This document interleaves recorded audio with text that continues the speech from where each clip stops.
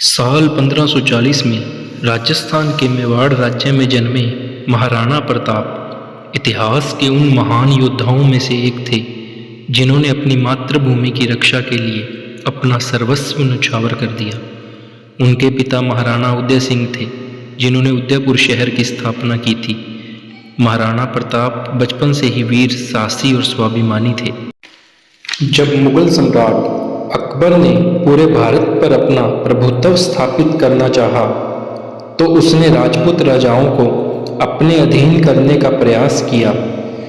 कई राजाओं ने अपनी स्वतंत्रता छोड़कर मुगलों की अधीनता स्वीकार कर ली, लेकिन महाराणा प्रताप ने यह स्वीकार करने से इनकार कर दिया। उन्होंने प्रतिज्ञा ली कि वे जीवन भर मेवाड़ की स्वतंत्रता की रक्षा करेंगे और कभी भी मुगलों के आगे सिर नहीं झुकाएंगे। अकबर ने कई बार महाराणा प्रताप को संधि के लिए आमंत्रित किया, लेकिन प्रताप ने हर बार इसे अस्वीकार कर दिया। आखिरकार 1576 में हल्दी घाटी का युद्ध हुआ, जिसमें महाराणा प्रताप ने अपनी अद्भुत वीरता का प्रदर्शन किया। उनके प्रिय घोड़े चेतक ने इस युद्ध में उनकी रक्षा के लिए अपने प्राण न्यौछावर कर दिए।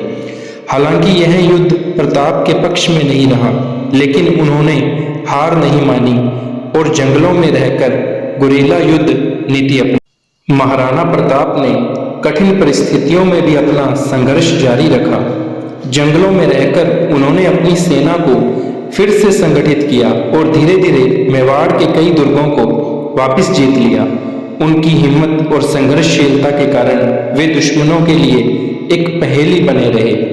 महाराणा प्रताप का पूरा जीवन संघर्ष और बलिदान की मिसाल है।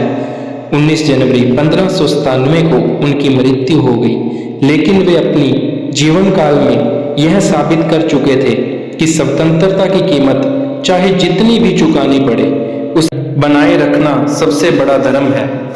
आज भी महाराणा प्रताप का नाम भारतीय इतिहास में स्वाभिमान, शौर्य और बलिदान के प्रतीक के रूप में लिया जाता है।